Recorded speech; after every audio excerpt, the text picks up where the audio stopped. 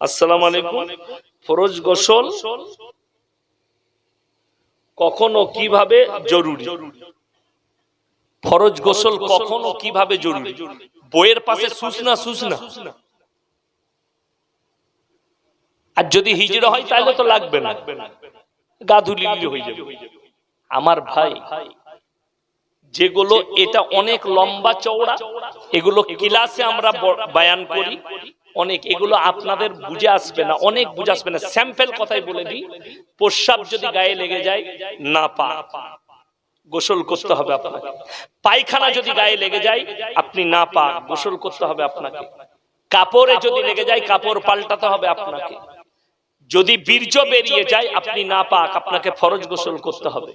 স্ত্রী মিলন হলে আপনার বীর্য না বের হলেও যদি স্ত্রী জরায়ুতে আপনার লিঙ্গ যায় অবশ্যই আপনার জন্য ফরজ গোসল হয়ে যাবে, আপনাকে ফরজ গোসল করতে হবে।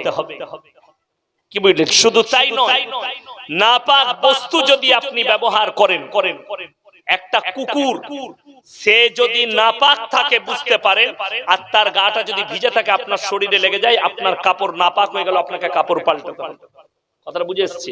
নামাজ পড়বেন, প্রথমে লক্ষ্য করতে হবে আপনার শরীর পাক আছে কিনা, শর্ত এটা।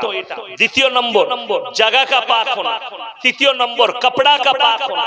আর ফরজ গোসল কি করে করবে বলে দিই, 3 বার গড়গড়া করতে হবে। কবার বললাম?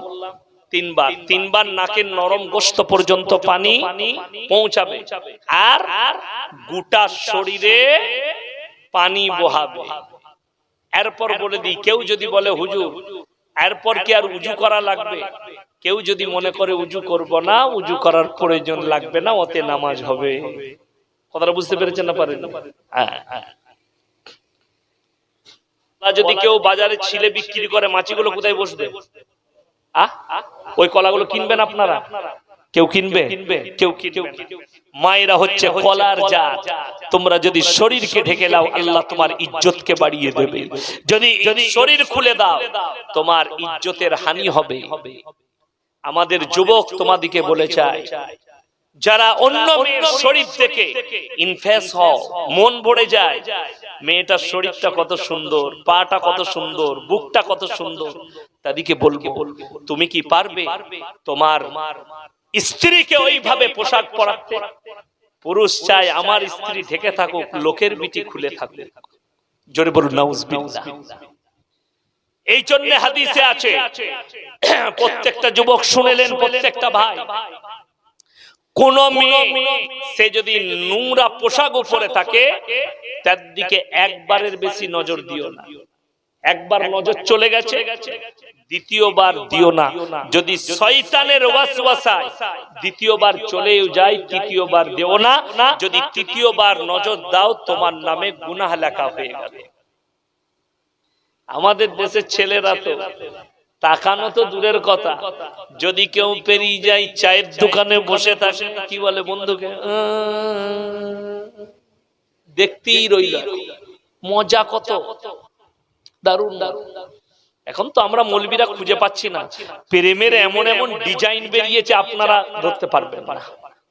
ছেলের বাপ মেয়ের বাপরা বুঝতেই পারবে না, প্রেমের এমন ডিজাইন বেরিয়েছে।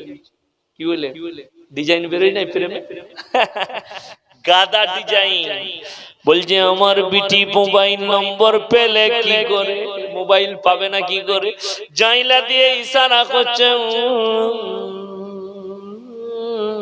নম্বর ফেলিয়ে দিয়েছে, কুড়ি নিয়ে চলে যা। সব তো ইশারাই চলছে।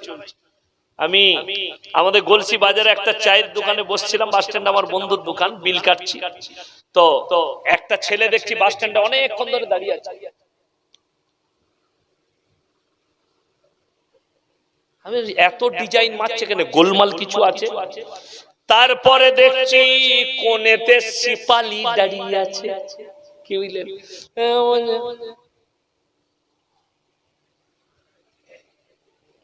মানে চলে আয়। কি বুঝলেন? শালা ইশারা কেউ বুঝতে পারবে না বে, কেউ খুঁজে পাবে কি করছে। আমি একজনকে বললাম ডিজাইন দেখে লাও, এমন মনে হচ্ছে সে ব্যায়াম করছে, কিন্তু মানে চলে আয়। রেডি। নাউজুবিল্লাহ। আমার ভাইয়ের, আমার মায়েরা শুনে লাও, পৃথিবীতে আল্লাহ বলেছেন ওয়ালা তাকরাবুজ জিনা ইন্নাহু কানা ফাহিশা ওয়া সাআ সাবিলা। এ নবী বলে দাও, ব্যভিচার করা তো দূরের কথা, যে রাস্তায় ব্যভিচার হয় সে রাস্তার ধারে পাশে তোমরা যাতায়াত করো না।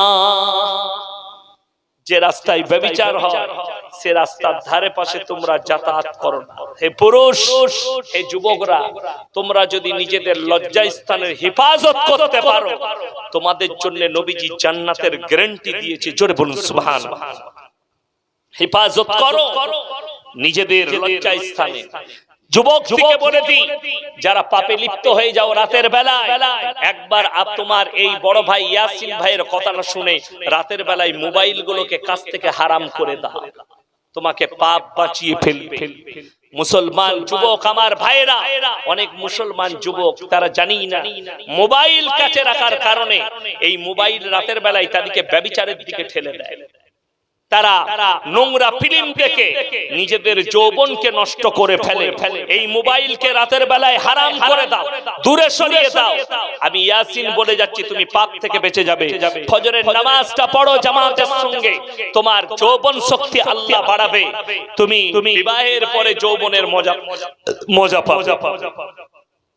আর প্রত্যেকটা মা বাবাকে বলবো, তোমরা উপযুক্ত বয়সে সন্তানের বিবাহ দাও। অনেক মা বাপ বলে আমার ছেলে নিজের পায়ে দাঁড়াক তারপরে বিয়ে দেবো, বলে না বলে না। যারা আমাদের বাপ দাদু আছে তারা অনেকে জানতো না, বাপ বলেছে এই চল ঘরকে চল, ডেকে নিয়ে এসে বস করিয়ে বিয়ে দিয়ে দিয়েছে। ঠিক বলছি না ভুল বলছি? জানতো না। আমাকে একজন শোনাচ্ছিল, আমাদের চাচা হয়, বলছে জানিস আমি মাঠে লাঙ্গল দিচ্ছিলাম রে, আমার বাপজি বললে চল গা দিলাম। কোথা গো? বলে চল আমার সাথে।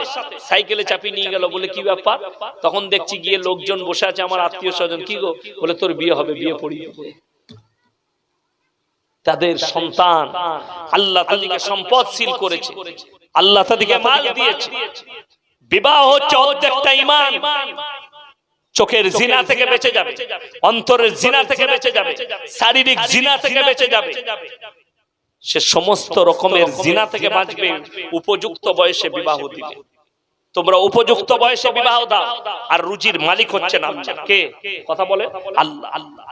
আমি যখন উত্তরপ্রদেশে পড়াশোনা করি, আমি সর্বপ্রথম এসে বর্ধমান টাউনে খাগড়াগড় মাদ্রাসায় শিক্ষক ছিলাম।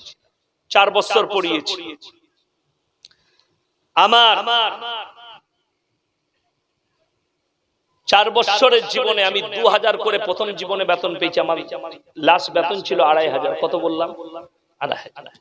আমি সেদিনেও যে বরকত পেয়েছি বিয়ের পরে, আল্লাহ আজও সে বরকত রেখেছে। কোনদিন আজ পর্যন্ত কমি महसूस করি।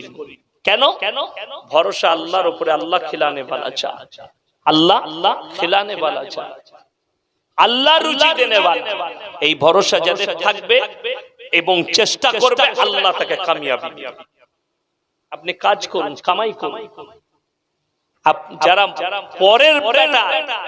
পরের টাকার উপরে লোভ করে আছে, আমার ছেলে কামাই করবে, যখন 50,000 বেতন পাবে আমার ছেলের বিয়ে দেবো, 15 লাখ টাকা পণ লুবো। তোমার মতো নির্লজ্জ নয়, তুমি পাঁঠা পয়দা করেছো, পাঁঠা। যারা বেটার বিয়েতে পণ নেয়, যৌতুক নেয়, তারা বেটা পয়দা করেনি, তারা পাঁঠা পয়দা করেছে। লেখে নিয়ে পাঁঠা হাটে তুলো, গলায় গামছা দিয়ে আমার পাঁঠাটাকে বিক্রি করতে এনেছে। আর তা না হলে যদি বলো যে আমি আমার সন্তান পয়দা করেছি, রুজির মালিক আল্লাহ, 1 টাকা লুবো না। আপনি সুজা মুখে বলবেন আপনার মেয়ের বিয়ে দিচ্ছেন, সোনা যদি আপনার মেয়েকে দেন, আচ্ছা বলুন একটা বাপ গিয়ে পৌঁছায়, এই আমার বেটাকে বিয়েতে 15 ভরি সোনা লাগবে, সোনাটা আপনার স্ত্রী পড়বে না বৌমা পড়বে? তাড়াতাড়ি বলে কে পড়বে? বৌমা। তার লেগে তুই কেন পাপ করবি? পড়বে বৌমা, তুই পাপ করবি? তুই কবরে জবাব দিবি? তুই নিজে পাপ করবি? কোরআনে আছে ইয়াউমা ইয়াফিরুল মারউ মিন আখিহি ওয়া উম্মিহি ওয়া আবিহি ওয়া সাহিবাতিহি ওয়া বানি লিকুল্লি ইমরিইন মিনহুম ইয়াউমাইদিন শানু ইউগনি। এই আয়াতটা প্রত্যেকটা মুসলমানের ফলো করা দরকার। আল্লাহ কোরআনে বললেন কিয়ামতের দিনটা এত ভয়ানক দিন হবে, স্বামী স্ত্রীর কাছে ছুটে যাবে, স্ত্রী স্বামীর পরিচয় দিবে না, দুনিয়াতে আমার কোন স্বামী ছিল না। স্বামী বলবে স্ত্রী ছিল না, মা বলবে বিটি ছিল না, বিটি বলবে মা ছিল না, বাপ বলবে বেটা ছিল না, বেটা বলবে বাপ ছিল না, বন্ধু বলবে বন্ধু ছিল না। কেউ কারুর জন্য সরষের দানা পরিমাণ হেল্প করার লোকে সেদিনে দাঁড়াবে না।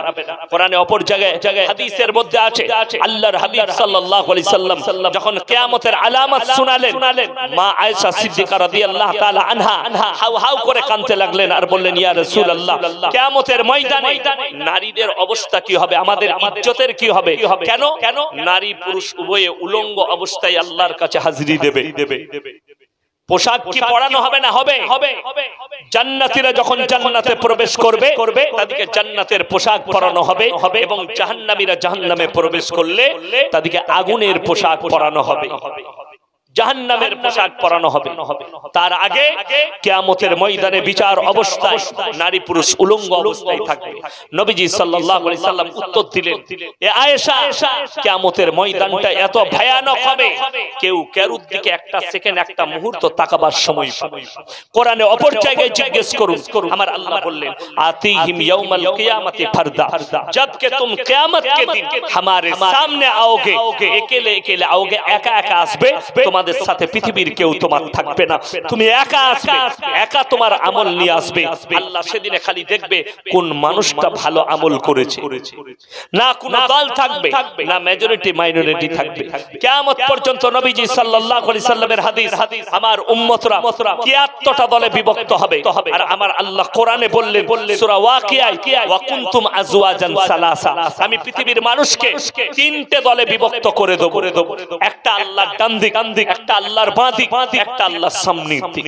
যাদের ডান হাতে আমলনামা হবে, যারা ডান দিকে থাকবে, তারা সেদিনে ভাগ্যবান হবে এবং জান্নাতের উত্তর অধিকারী হবে। আল্লাহর বাঁ দিকে যারা থাকবে, তাদের বাঁ হাতে আমলনামা, তারা জাহান্নামের উত্তর অধিকারী হবে, তারা দুর্ভাগ্যবান। আল্লাহর সামনে যারা থাকবে, কোরআন তাদের জন্য বলেছেন, সাবিকুনা সাবিকুনা উলাইকাল মুকাররাবুন ফি জান্নাতিন নাঈম সুল্লাতুম মিনাল আউয়ালিন ওয়া কলিলুম মিনাল আখিরিন। তারা হবে তোমাদের পূর্বপুরুষদের মধ্যে থেকে বেশি সংখ্যক, আর তোমাদের মধ্যে থেকে অল্প সংখ্যক। তারা আগে জান্নাতে যাবে, তোমরা অনেক পরে জান্নাতে যাবে, তোমাদের মধ্যে থেকে অল্প সংখ্যক লোক জান্নাতে প্রবেশ করবে। আজকে কষ্ট কোথায়? আমাদের দেশের সবাই একে অপরকে জান্নাতি আর জাহান্নামী, সবাই বলছে আমার দলটা জান্নাতে যাবে, এই দলগুলো জাহান্নামে যাবে। ও বলছে এরা জান্নাতে যাবে, আমি জান্নাতে যাব, ওরা জাহান্নামে যাবে। জান্নাত আর জাহান্নামটা তোর বাপ কিনে দিয়ে গেছিল নাকি বে? তাইলে শোনো, বুখারী শরীফের হাদিস শুনেলেন, বিসমিল্লাহ। একটা নোংরা মেয়ে অন্যায় ভাবে একটা কুকুরকে মেরেছে, তার জন্য আল্লাহ তাকে জাহান্নামে দিবে। আর একটা মেয়ে নোংরা যখন জমে, সেই মেয়েটা নিজের পায়ের চামড়ার মুজাটা খুলে পানি তুলে একটা বিড়ালকে পানি পান করিয়েছে, আল্লাহ তাকে জান্নাতে দেবে। জোরে বলুন সুবহানাল্লাহ। আর একটা মেয়ে নামাজি মুসল্লি দিনদার মেয়ে অন্যায় ভাবে একটা কুকুরকে হত্যা করেছে, তার জন্য তাকে জাহান্নামে যেতে হবে। তার মানে জান্নাত আর জাহান্নামটা কার হাতে? কথা বলে না, আল্লাহর হাতে। কিন্তু আমাদের দেশের এখন কিছু ভণ্ড বেরিয়েছে, তারা বলছে আমাদের হাতে, উ জাহান্নামী, উ জান্নাতি, এই সালারা জান্নাতে যাবে। ভাষা শুনলে আপনি খুব ভালো বুঝতে পারবেন। তোকে কে বলে দিল? আমল করে যাও, কাটটা ঠিক কাটটা ভুল আমার আল্লাহ বিচার করবে। শোনো, কারা পাকড়াও হবে, আমি বলে দিই, ঝামেলা ঝঞ্ঝট করো না। আপনি আমার কথা শুনে চুনছেন, আল্লাহ আমাকে জিজ্ঞেস করবে না করবে? যদি বলেন না, তা তাদের ভুল ধারণা শুনে নাও। কোরআনটা ভালো করে খুলবে, সূরা আরাফ প্রথম পৃষ্ঠা। আমাদের মতো মৌলবীরাও পাকড়াও হবে। যে যাকে ফলো করে চলছেন তাদেরকে আল্লাহ দাঁড় করাবেন। কেন? কোরআনে আছে, ফালানাস আলান্নাল্লাযীনা উরসিলা ইলাইহিম ওয়ালানাস আলান্নাল মুরসালিন। মৌলবী মোল্লা পীর ফকিররা তো দূরের কথা, আমি আল্লাহ নবী পয়গম্বর রাসূলকেও দাঁড় করাবো, তাদের কওমকেও দাঁড় করাবো। তোমরা কিভাবে দাওয়াত দিয়েছো, তোমরা কিভাবে গ্রহণ করেছো।